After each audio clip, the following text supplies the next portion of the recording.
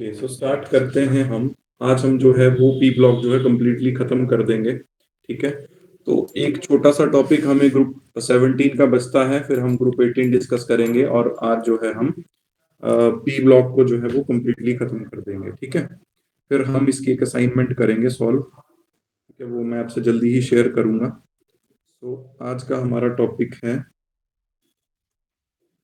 Inter halogen compounds.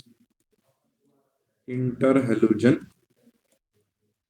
Compounds, तो देखो जैसा नाम बोल रहा है कि जब हेलोजन दूसरे हेलोजन के साथ कंबाइन करता है तो बहुत सारे इंटर हेलोजन कंपाउंड बनाता है।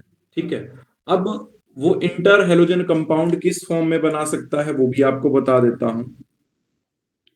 पहला इंटर हेलोजन कंपाउंड वो इस फॉर्म में बना सकता है x x dash negative x dash, है ना।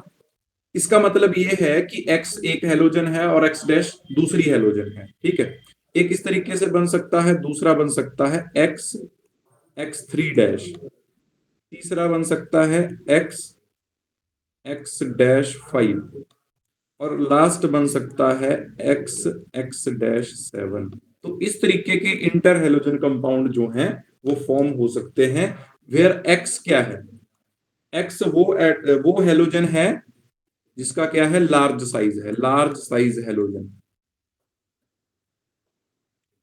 ठीक है, और जो लार्ज साइज हेलोजन होगा जनरली वो मोर इलेक्ट्रोपॉजिटिव होगा दूसरे हेलोजन के कंपैरिजन में।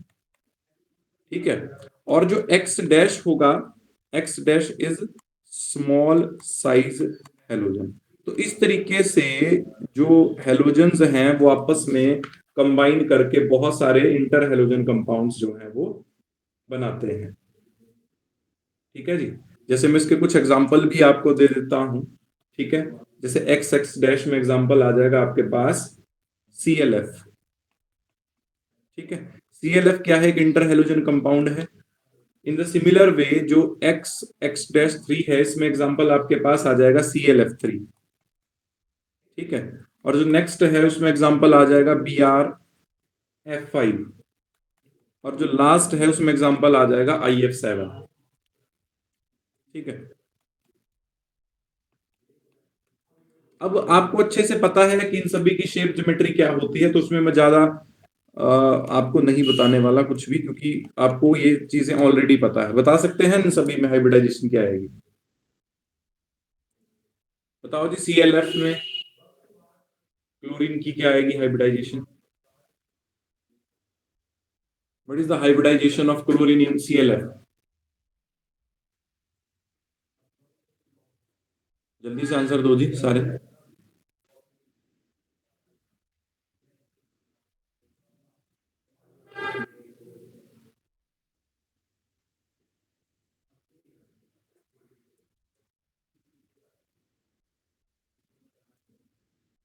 व्हाट इज द आंसर जी? सी एल एफ में क्लोरीन की क्या हाइब्रिडाइजेशन आएगी?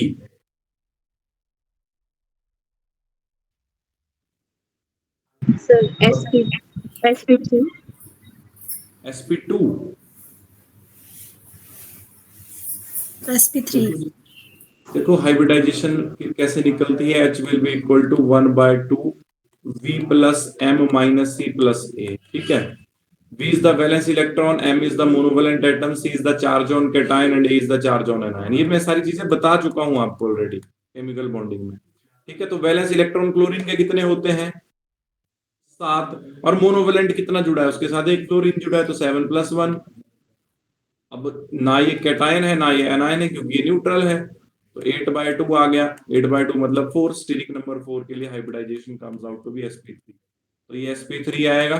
अब बाकी भी निकाल के देख लेना, मैं डायरेक्ट लिख देता हूँ। ClF3 आपके पास आता है sp3d, और Br(F5) आपके पास आएगा sp3d2, और जो IF7 है वो आएगा sp3d3। तो ये आप सिमिलर वे में निकाल के चेक कर सकते हैं। So that's all about group 17 और हेलोजन। क्लियर हो गई ये बात? यस और नो? Yes sir. कोई डाउट यहां तक?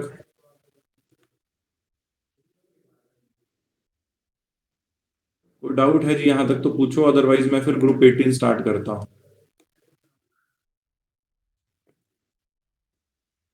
No, sir.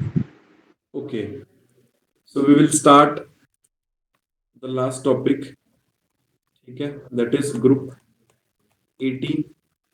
अब ग्रुप 18 को और क्या बोलते हैं? ग्रुप 18 को बोलते हैं नोबल गैसेस, है ना, नोबल गैसेस इनको बोलते हैं हम।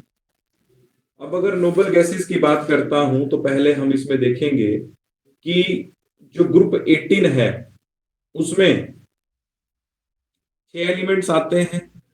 कौन कौन से? Helium, then neon, then argon, argon के बाद क्रिप्टॉन, फिर आता है जीनॉन, फिर आता है रेडॉन। ठीक है, तो एटॉमिक नंबर भी इनके ऊपर ही लिख रहा हूं, 2 हो गया, 10 हो गया, 18, 36, 54 और 86, तो ये इनके एटॉमिक नंबर होते हैं। ठीक, ये बात आपको ऑलरेडी पता है। अगर जनरल इलेक्ट्रॉनिक कन्फिग्रेशन की बात करता हूं इस ग्रुप की, तो जनरल इलेक्ट्रॉनिक कन्फिग्रेशन रहती है NS2 NP6। क्या रहती है general electronic configuration? NS2 NP6। Clear होगी इतनी बात? अब अगर फिजिकल स्टेट की बात करता हूं तो जितनी भी ये नोबल गैसेस हैं, all are monoatomic gases, all are monoatomic gases, ये सभी क्या है? मोनो एटॉमिक गैसेस हैं। ठीक है जी, इतनी बात आपको क्लियर हो गई? Yes sir. ये सभी गैसेस हैं, केमिकली अनरिएक्टिव हैं, इसीलिए इनको नोबल गैसेस बोलता हूं। नोबल गैसेस बोलने का रीजन क्या है इनको? Because these are chemically unreactive, so that's why these are known as noble gases. अब एक गैस को छोड़कर बाकी सारी गैसेस जो है वो एटमॉस्फेयर में हमें देखने को मिल जाती हैं। तो ठीक है, ये पॉइंट भी इंपॉर्टेंट है, इसको लिख लो, यहां से क्वेश्चन बन सकता है। All the noble gases, all the noble gases, spelling L E हो गया है ना, all the noble gases except radon, except radon occur in atmosphere. तो आपसे क्वेश्चन पूछा जा सकता है कि ऐसी कौन सी नोबल गैस है जो एटमॉस्फेयर में नहीं एग्जिस्ट करती है? That is radon. ठीक है, ओके। अब अगर मोस्ट अबंडेंट एलिमेंट की बात करता हूं इन नोबल गैसेस में, तो मोस्ट अबंडेंट है आर्गन। मोस्ट अबंडेंट की बात करता हूं तो वो है आर्गन। ठीक है, तो फिजिकल प्रॉपर्टीज जैसे मैंने आपको बताई कि जो नोबल गैसेस होती हैं वो मोनो एटॉमिक होती हैं, they are colourless, odourless, tasteless, they are sparingly soluble in water. ठीक है, और जो नोबल गैसेस होती हैं they have very low melting and boiling point. अब इनका मेल्टिंग पॉइंट और बॉइलिंग पॉइंट लो क्यों होता है? बिकॉज इनमें क्या होती हैं, जो इंटर एटॉमिक इंटरेक्शंस होती हैं इन एलिमेंट्स के बीच में, इन नोबल गैसेस के बीच में, वो वीक होती हैं। ठीक है, जिस वजह से नोबल गैसेस का मेल्टिंग पॉइंट, बॉइलिंग पॉइंट कम होता है। सबसे कम किसका होता है?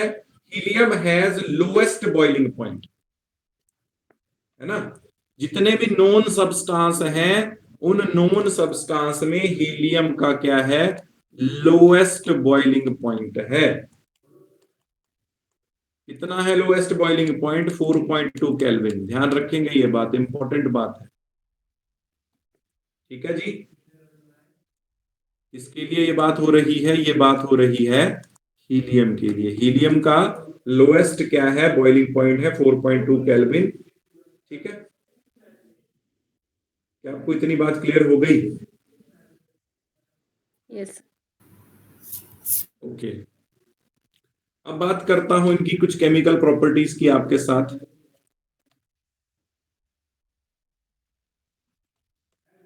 तो अगर केमिकल प्रॉपर्टीज की बात की जाए, हीलियम को छोड़कर सभी में क्या है, NH2 NP6 कॉन्फ़िगरेशन है वैलेंस शेल में, है ना। अब अगर stable fully filled electronic configuration है तो इलेक्ट्रॉन निकालना आसान है कि मुश्किल है? आप बताएंगे। मुश्किल है सर। मुश्किल। देखो, ना ये इलेक्ट्रॉन गेन करना चाहेंगे, ना ही ये इलेक्ट्रॉन लूज करना चाहेंगे। क्यों? क्योंकि ये ऑलरेडी स्टेबल है।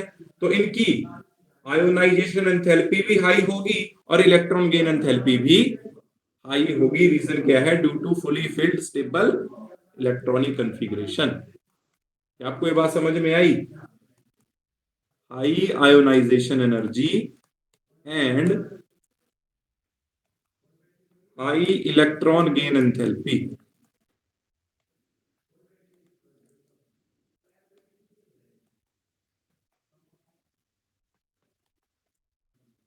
ठीक है, क्या आपको ये बात समझ में आ गई जी?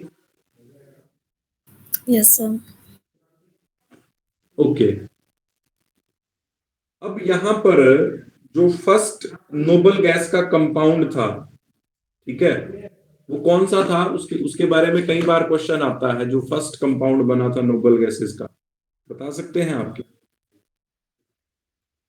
जो एन बर्लेट ने बनाया था, कौन सा कंपाउंड था जी वो? बता सकते हैं? देखो, वो कंपाउंड कैसे बना आपको बताता हूं। जिनॉन लिया इनिशियली, ठीक है। अब जिनॉन को मैंने क्या करवाया? जिनॉन की आयोनाइजेशन करवाई, ठीक है। अगर इसकी आयोनाइजेशन करवाई तो जिनॉन किस में चेंज होगा? इस तरीके से। देखो, ये आयोनाइजेशन एनर्जी बहुत हाई होगी इलेक्ट्रॉन को निकालने के लिए, क्योंकि वो स्टेबल है ऑलरेडी, ठीक है।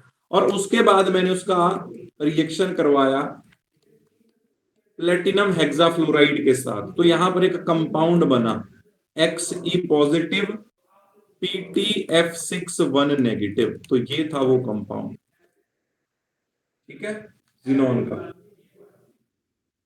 क्या आपको बात समझ में आई? एन बर्लिट ने इस कंपाउंड को सबसे पहले बनाया। दो कंपाउंड बनाए थे उसने, एक नोबल गैसेस वाला ये था, और एक कंपाउंड उसने सेम ऑक्सीजन के साथ बनाया था, वो भी बता देता हूं, पर वो यहां पर काम का नहीं है। पहले उसने ऑक्सीजन से इलेक्ट्रॉन निकाला, फिर अगेन इलेक्ट्रॉन निकालने के बाद उसने प्लेटिनम हेक्साफ्लोराइड के साथ ऑक्सीजन का रिएक्शन कराया, और इस तरीके से O2 पॉजिटिव PtF6 1 नेगेटिव, ये कंपाउंड उसने ऑक्सीजन के साथ बनाया। ठीक है जी बात? क्या आपको ये बात समझ में आई?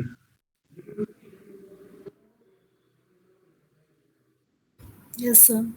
अब जिनॉन से जो इलेक्ट्रॉन निकालने के लिए एनर्जी लगी, जिनॉन की जो फर्स्ट आयोनाइजेशन एनर्जी होती है वो होती है 1170 किलो जूल पर मोल। इतनी एनर्जी मेरे को रिक्वायर्ड हुई किस चीज के लिए? जिनॉन को जिनॉन 1 पॉजिटिव में चेंज करने के लिए, उसको आयोनाइज करने के लिए, उससे इलेक्ट्रॉन निकालने के लिए, ठीक है। तो क्या आपको यहां तक बात समझ में आई? यस और नो? किसकी एनर्जी बताई सर ये? जिनॉन की? ये जिनॉन की फर्स्ट आयोनाइजेशन एनर्जी बताई कि जिनॉन से अगर मुझे इलेक्ट्रॉन को रिमूव करना है, एक इलेक्ट्रॉन रिमूव करना है, उसको आयोनाइज करना है, तो उसके लिए मुझे इतनी एनर्जी की नीड है, इतनी एनर्जी की आवश्यकता है। अब देखो, यहां से एक बात क्लियर होती है कि केवल और केवल जिनॉन के ही कंपाउंड एग्जिस्ट करते हैं। बाकी नोबल गैसेस जो हैं, आर्गन हो गई, नियॉन हो गई, हीलियम हो गई, उनके ऐसे कंपाउंड, सच कंपाउंड जो है वो देखने को नहीं मिले हैं।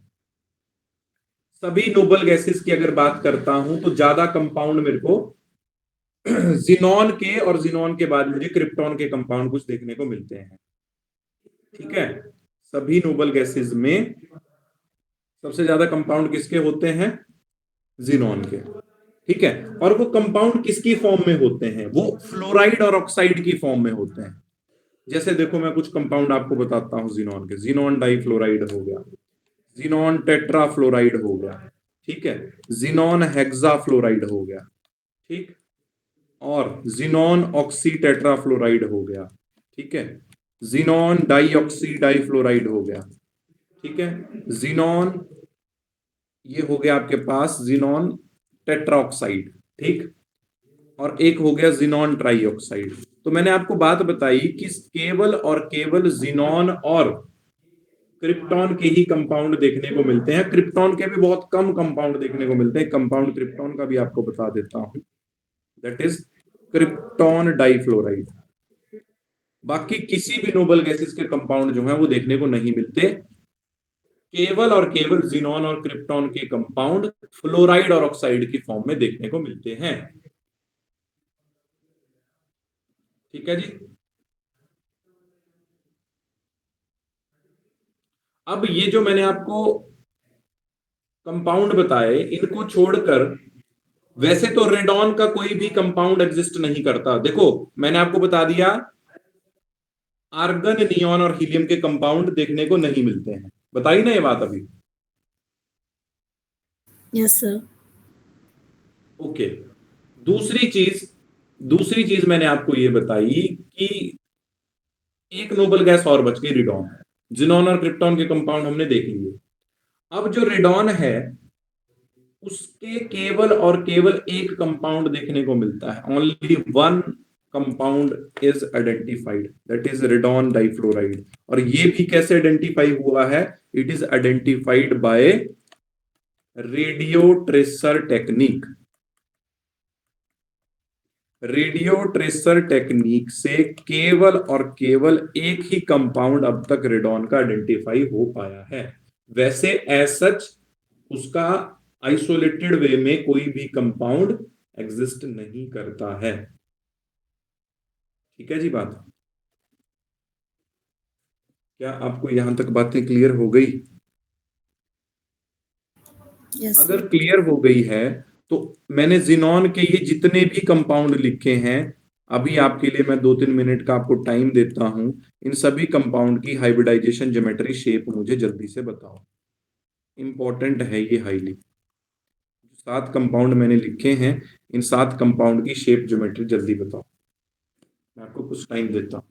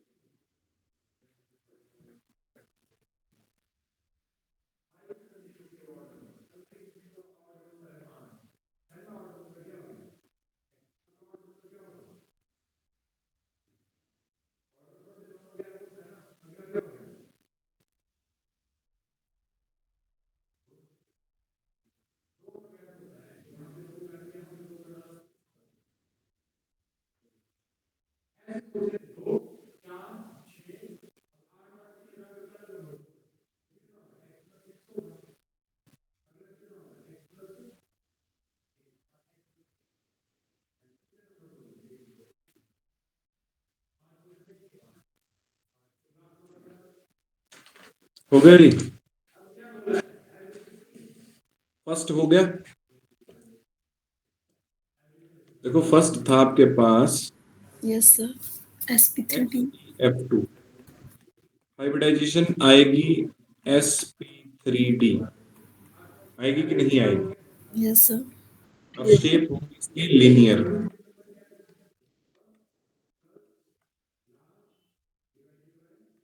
इस तरीके से। देखो ये सारी चीजें मैं आपको बहुत अच्छे से केमिकल बॉन्डिंग में बता चुका हूं। ठीक है, अगर आपको फिर भी इसमें कोई डाउट है तो आप मेरे से पूछ सकते हैं। नेक्स्ट कंपाउंड इज XeF4, क्या हाइब्रिडाइजेशन आएगी? sp3d2। sp3d2, ठीक है जी। और हाइब्रिडाइजेशन कौन सी आएगी इसकी? हाइब्रिडाइजेशन की शेप कौन सी आएगी इसकी? Square planar.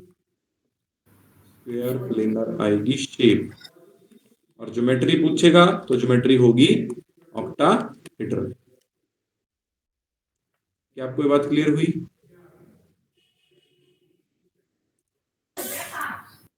नेक्स्ट है XEF6।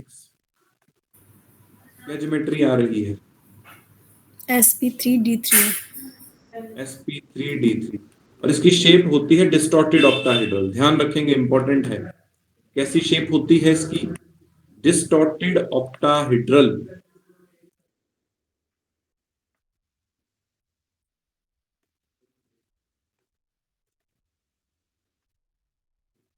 इस तरीके से होती है इसकी डिस्टॉर्टेड ऑक्टाहेड्रल शेप।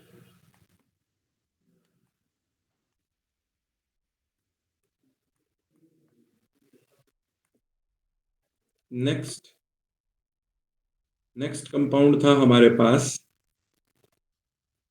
XeOF4। क्या हाइब्रिडाइजेशन आएगी? sp3d2। ठीक है जी, और यहां पर जो शेप आएगी आपके पास वो कौन सी आएगी? Square pyramidal. कौन सी? Square pyramidal. इस तरीके से स्क्वायर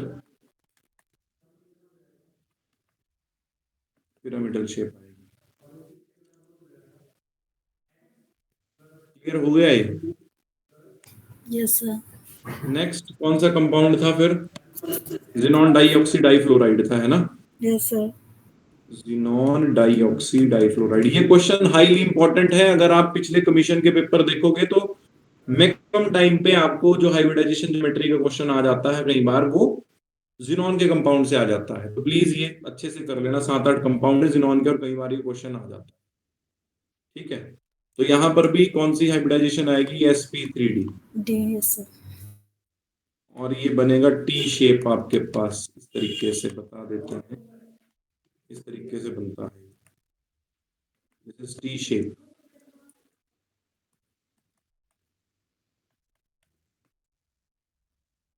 ऑक्सीजन डबल है क्या? सर इसमें ऑक्सीजन डबल है सर, सीसॉ हाँ, शेप आएगी।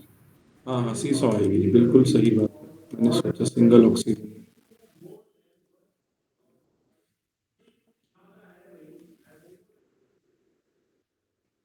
ओके, देखो फिर से बनाते हैं जी। जिनॉन, एक फ्लोरीन, दूसरी फ्लोरीन, एक ऑक्सीजन, दूसरी ऑक्सीजन, और यहाँ लोन पेयर। तो ये के शेप या सीसॉ, के शेप या सीसॉ। ठीक है जी, बात क्लियर है? नेक्स्ट 2 कंपाउंड और बचते हैं, वो भी देख लेते हैं। एक और है, दैट इज XeO4। ये आ जाएगा आपके पास sp3, और ये आएगा आपके पास टेट्राहेड्रल। ठीक है जी, क्या आएगा आपके पास? ये टेट्राहेड्रल आएगा।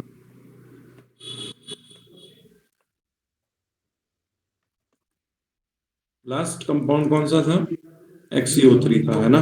Yes sir. यहाँ पर भी sp3, ये पिरामिडल आएगा। क्या आएगा जी? ये पिरामिडल। तो देखो, जब आपकी प्रैक्टिस अच्छी हो जाएगी तो कुछ भी पूछ लो आपसे, आप एकदम से आंसर करोगे। ठीक है, दिस इज पिरामिडल।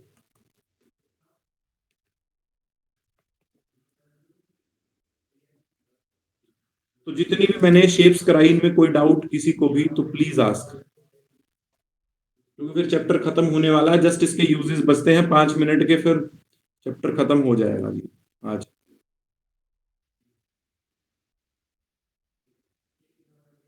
जो भी शेप्स बताई, किसी भी शेप में हाइब्रिडाइजेशन में किसी को कोई भी डाउट है, प्लीज आस्क, पूछो। क्लियर है सर। सबको क्लियर है जी? Yes, sir. ओके,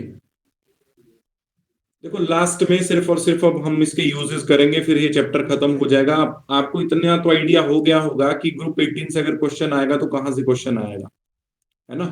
वो इनमें से किसी की शेप पूछ सकता है ज्यादा से ज्यादा। अब बात करता हूं यूजेस की।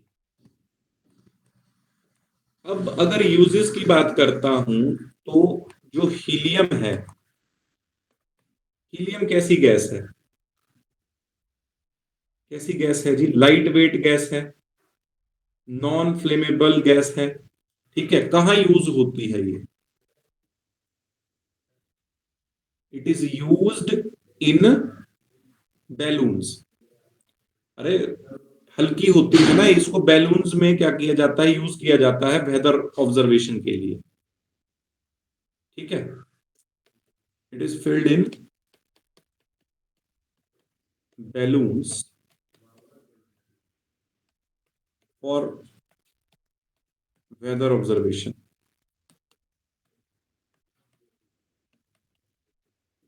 ठीक है, दूसरी इंपॉर्टेंट बात कि हीलियम का बॉइलिंग पॉइंट कम होने की वजह से it is used in nuclear reactor, है ना? It is used in gas cooled nuclear reactor, gas cooled nuclear reactor due to its low boiling point. ठीक है,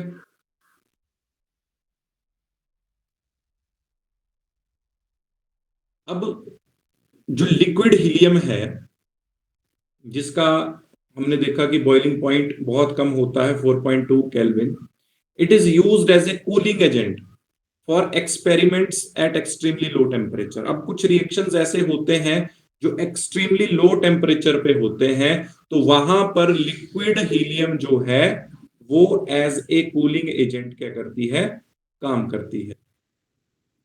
अब आपने वो देखा होगा जो स्कूबा डाइवर्स होते हैं ना, तो जो उनका सिलेंडर होता है, ऑक्सीजन सिलेंडर होता है, उसमें भी ऑक्सीजन के साथ वहां पर हीलियम गैस को मिक्स करवाया जाता है। ठीक है, जो स्कूबा डाइवर्स होते हैं जो पानी में जाते हैं, तो उनका जो ऑक्सीजन का सिलेंडर होता है उसमें हीलियम गैस को मिक्स किया जाता है। क्यों मिक्स किया जाता है?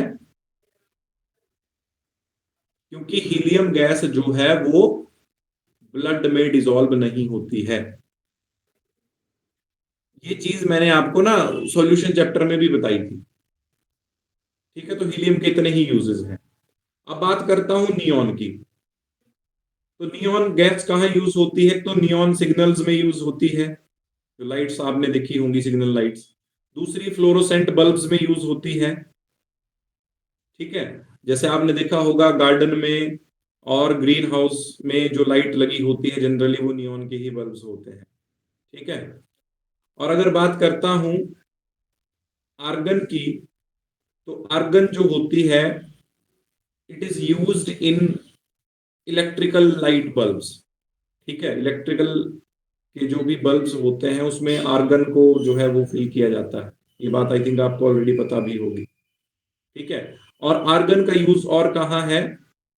आर्क वेल्डिंग में, वेल्डिंग में भी इसका यूज किया जाता है आर्गन का। ये लिख लो, ये इंपॉर्टेंट क्वेश्चन बन सकते हैं। ठीक है, क्या यूज बताया आर्गन का? एक तो आर्क वेल्डिंग में बताया, दूसरा बताया filling in electrical light bulbs. ठीक है, अब देखो जीनॉन और क्रिप्टॉन का कोई बहुत ज्यादा सिग्निफिकेंट यूज नहीं है, बट ये भी क्या होते हैं आजकल जो है स्पेशल लाइट बल्ब्स में जीनॉन और क्रिप्टॉन को भी एक्सपेरिमेंटली यूज किया जा रहा है। ठीक है जी, सो चैप्टर हो जाता है आपका खत्म, पी ब्लॉक। तो देखो पी ब्लॉक कितना लंबा चैप्टर था, आज ये पी ब्लॉक चैप्टर भी हमारा जो है वो खत्म हो गया है। ठीक है बात, यस और नो? Yes sir. तो कल फिर हम नया चैप्टर स्टार्ट करेंगे। अब मुझे प्लीज एक बार ना, आप जो स्टार्टिंग से रेगुलर क्लासेस लगा रहे हैं वो प्लीज अपनी कॉपी पे एक बार इंडेक्स बना के भेज देना कि कौन कौन से चैप्टर हो गए हैं और कौन कौन से चैप्टर बचते हैं। ठीक है जी, क्या यस आपको इतनी बात क्लियर हो गई? Yes sir. So that's all for today. कोई डाउट है तो आप पूछ सकते हैं, अभी हमारे पास टाइम है। कोई भी डाउट है आपको, देन यू कैन आस्क।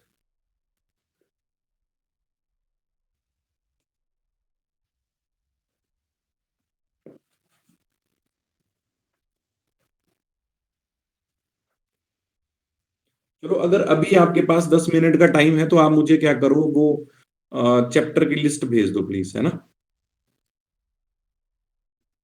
क्योंकि फिर उसके बाद आपकी बायो की क्लास लगेगी 10 मिनट के बाद। So that's all for today. Thank you. कल नया चैप्टर स्टार्ट करते हैं।